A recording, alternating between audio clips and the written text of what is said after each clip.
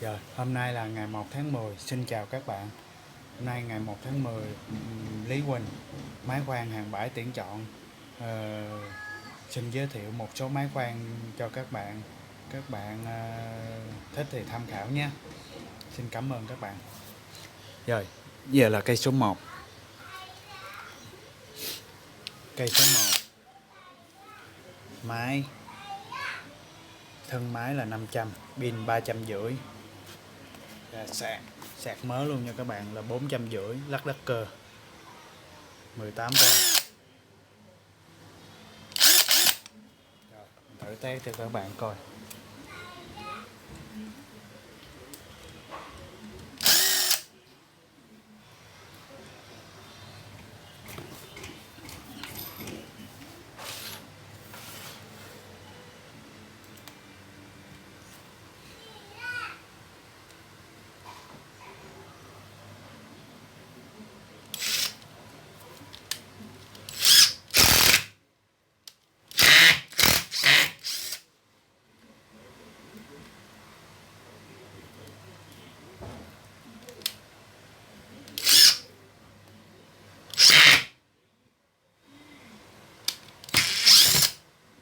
Rồi, cây số 1, lắc đắc cơ. Thân máy 500, pin 350, sạc mới, sạc zin, lắc đắc cơ 450. Ai thích mua cái gì mình bán cái đó. Rồi, cây số 1.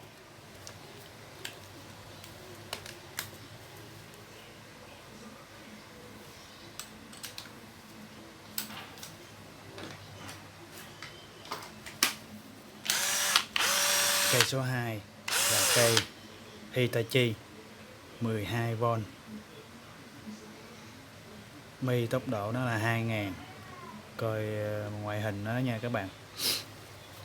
Cây lắc đắc cơ và cây mình tuyển không có rơ lắc nha các bạn.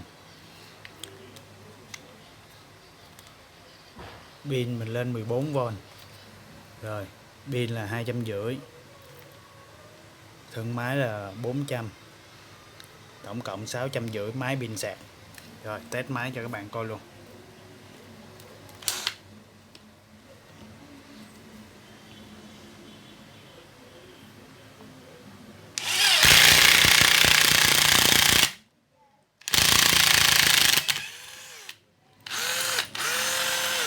Rồi, Hitachi máy pin sạc 650.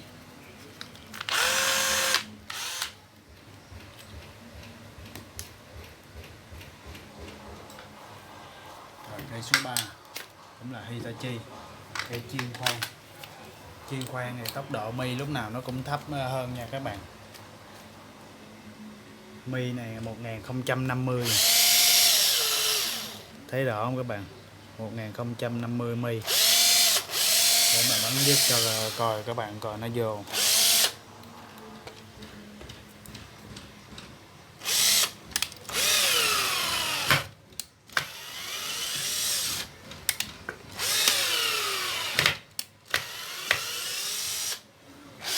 Rồi, ngoại hình nó hơi cũ xíu nha các bạn, mất tem bên đây, nhưng mà đầu còn nguyên, không rơ lắc nha. Máy còn khá chắc. Rồi, máy pin sạc, thân máy 400, pin 250. Tổng cộng máy pin sạc kèm vô là 650. Rồi, 650. Rồi, tới cây số 3. Cây số 3 cũng là cây lắc đắc cơ luôn cho các bạn. Lắc đắc cơ cây khoan. Ngoại hình nó đây. Tem hơi mờ chút nha. Pin 350. Máy 500. Và sạc nó đi chung với sạc này. Sạc lắc đắc cơ.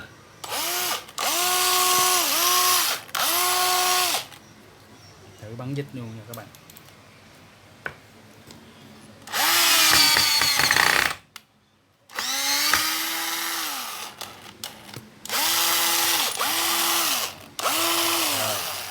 Thân máy 500, pin 350,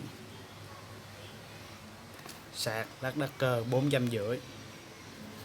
Ai thích mua cái gì mình bán đó.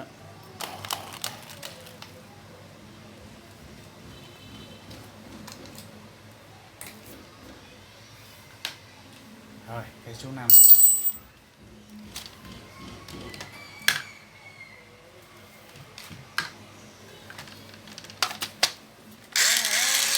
Cây này bắn rất cao các bạn, Hitachi 9,6V. Mình cho chạy thử pin 12V nha. Máy bắn rất cao.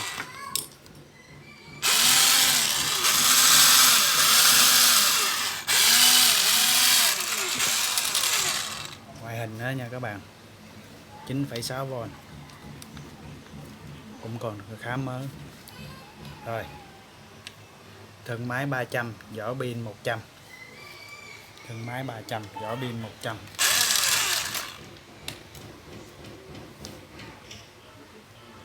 Vỏ pin nó 100 nha các bạn. Rồi, thân máy 300, vỏ pin 100 là 400.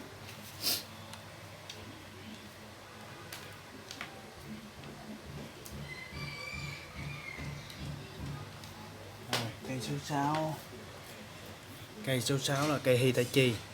Cây này đã thay cò nha các bạn, với thay dây. Đấy, bên giảm xuống còn có 300.000. Nhưng máy hoạt động còn khá tốt nha các bạn. Chỉ có thay cò thôi. Rồi, cái máy này 300.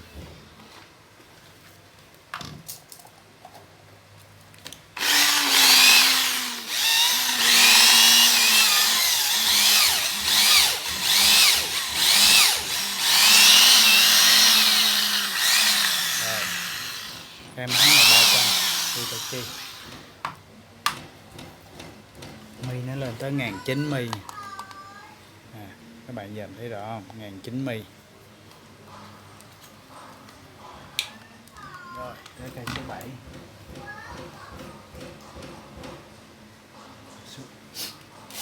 Cây số 7 là cây Nacanan. Thân máy 300, pin 200. Tổng cộng là máy pin sạc là 500 nha các bạn. Mình bắn giúp cho các bạn coi luôn.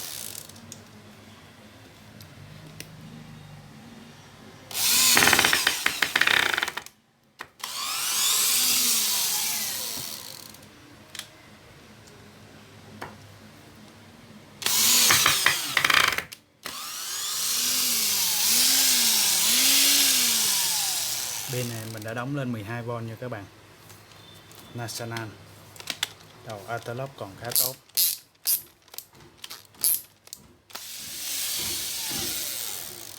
Rồi, cây số 7. Rồi, cây số 8 là lắc đắc cơ. Vít mini, vít này gấp nha các bạn. Thân máy theo mình đánh giá là còn 70% nha các bạn. Có thể 80% luôn, còn mới. Pin này xài pin li-ion nha các bạn.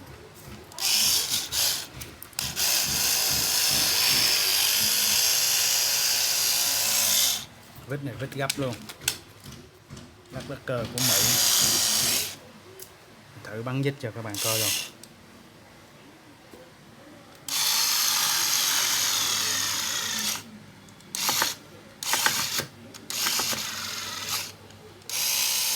Có tới đó thôi nha các bạn. Rồi, cây số 8. Vít này để mở máy vít điện tử thôi nha các bạn. Còn bắn máy vít bự hại máy lắm. Vít này Mỹ sản xuất ra để xài cho máy vít nhỏ rồi. Chứ nếu mà làm vậy riết là hại máy. Rồi mình nói vậy á. Rồi, cây số 8 450k. Máy pin sạc nha các bạn. Tới nè, lùi nè.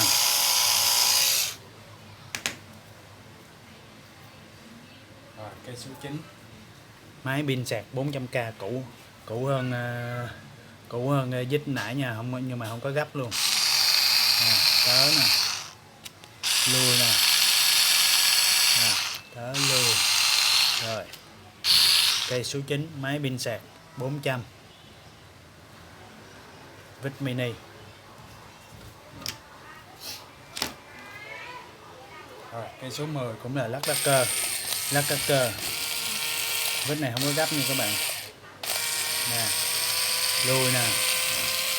Đó, đẩy lên. Rồi, máy pin sạc 350.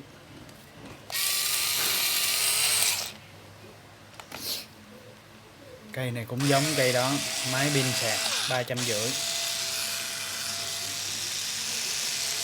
Này là tới nha các bạn. Lùi nè. Rồi, máy pin sạc 350 lắc cơ vít mini. Cây số 12 là cây lắc cơ, vít này vít gấp nha các bạn.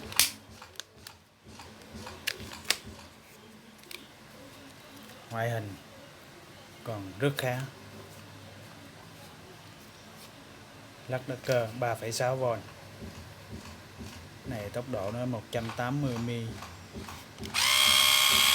tới nè. Lui nè.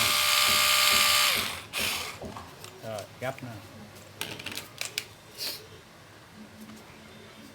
Rồi, cây này máy pin sạc 400 nha các bạn. Pin này pin Niken nha. Rồi, có cấp trượt như là 23 cấp trượt hay sao mình để 23 cấp trượt. Rồi, cây này 400 máy pin sạc. Rồi, boss. Cây này là cái boss mini. Có đèn nha các bạn. Màu vàng là tới, màu đỏ là lui. Made in Malaysia. Cây này 350, máy pin sạc. Rồi. Cây này là Makita. Cây này Makita. Mình đã đóng pin lại cho nó. Đây là jack sạc. Ngoại hình máy đây. Máy này cũ nhưng mà rất máy Makita này. Makita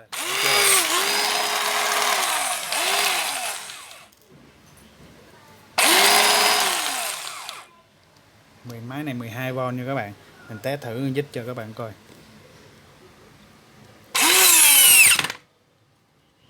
Bạn thấy không?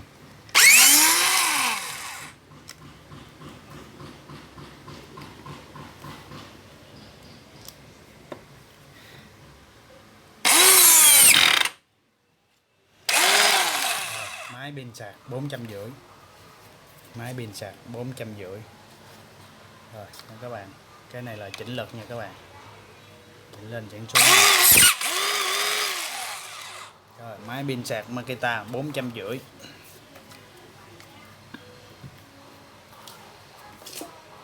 Rồi sau đây là cục sạc của National 7,2V tới 12V. 100 điện 100V nha các bạn. Điện 100V. Rồi. Cục sạc giá 200.000. Thử cho các bạn coi thử nha. Đây, đèn lên đây. Chừng nào đèn đứng yên là sạc nha các bạn. Chớp là ban báo đang chờ pin vô á. Rồi. Điện 100V. Sạc 7,2 tới 12V.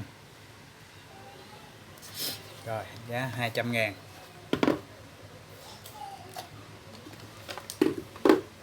Rồi, cục sạc Hitachi. Cục sạc Hitachi. Còn mới nha các bạn. Cục sạc Hitachi. Giá 200.000. Giá 200.000. Còn mới nha các bạn. Thử test cho các bạn luôn. Đấy, đèn chớp màu đỏ đây. Đèn chớp màu đỏ. Rồi.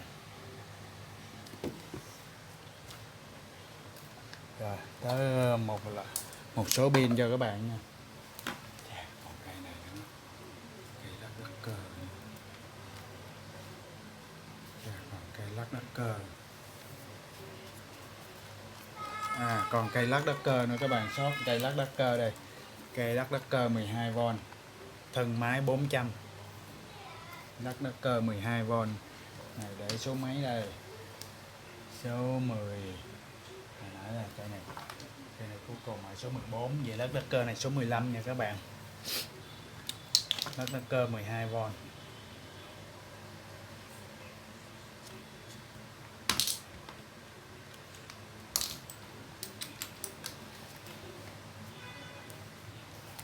Đây là coi pin ở đâu rồi. Đây, pin ở đây. Ở đây nữa nha các bạn. Đầu còn khá cứng nha các bạn. Mình tuyển chọn toàn máy còn cứng nha, chứ không phải là mua đại về. Đèn còn lên. Báo pin là hư nha các bạn. Đèn còn lên. Tắt. Rồi, test thử cho các bạn coi luôn.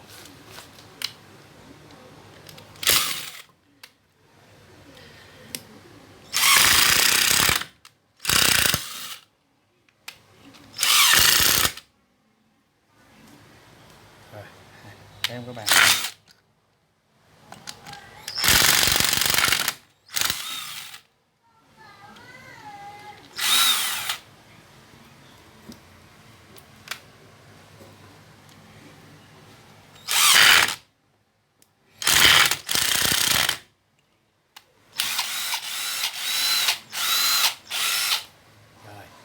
Máy pin sạc tổng cộng là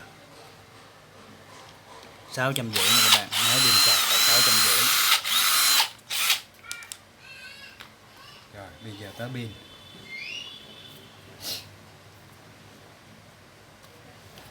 Pin này chết rồi, mình bán pin vỏ pin này 150 nha các bạn.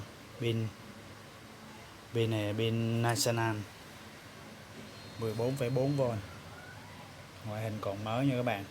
National 150k.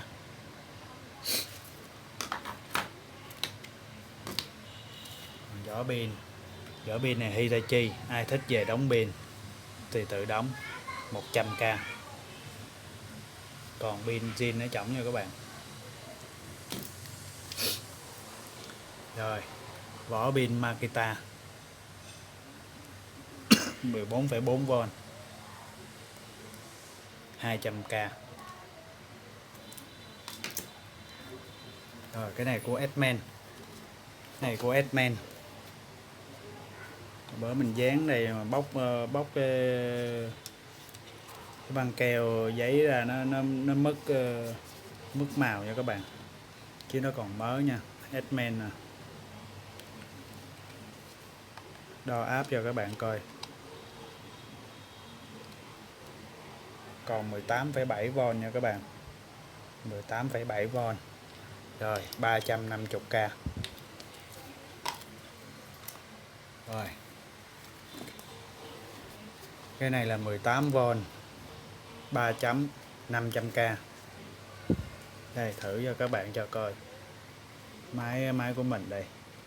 Makita 18V.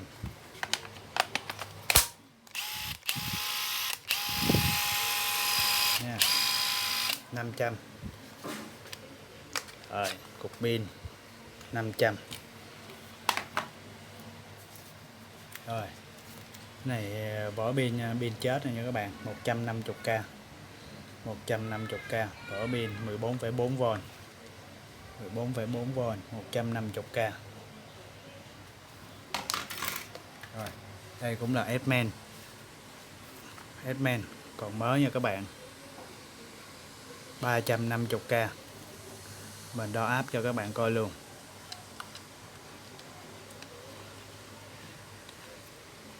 Còn 19,2V nha các bạn.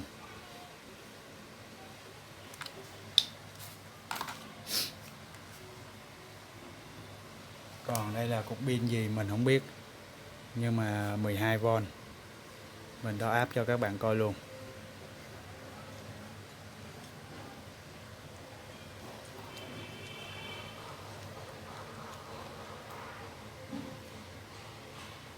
Còn 11,2 nha các bạn. Ai thích mua cục pin này thì mình để giá 100.000.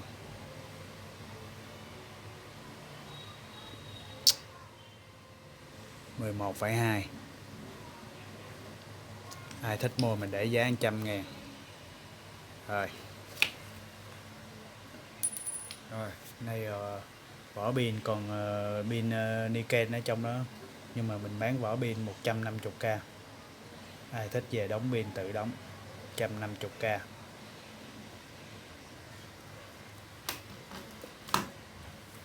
Đây là vỏ pin của máy khoan bê tông nha các bạn. Mình bán vỏ pin này 200k. Rồi ai có nhu cầu thì mua 200k. Rồi vỏ pin 200k, vỏ pin bê tông. Còn đây vỏ còn pin đây 250k. Vỏ pin còn pin 250k.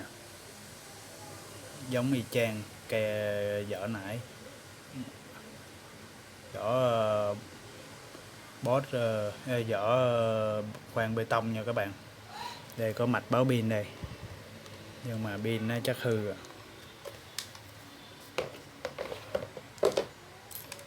Rồi mình có dụng cụ của sơn nước đây.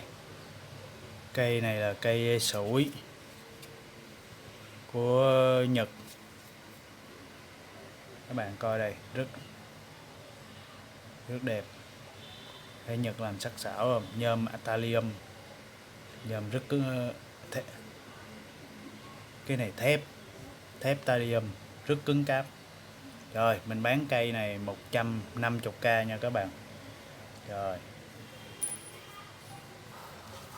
hết rồi, xin chào các bạn. Mong các bạn ủng hộ mình. Xin chào và cảm ơn các bạn nhiều.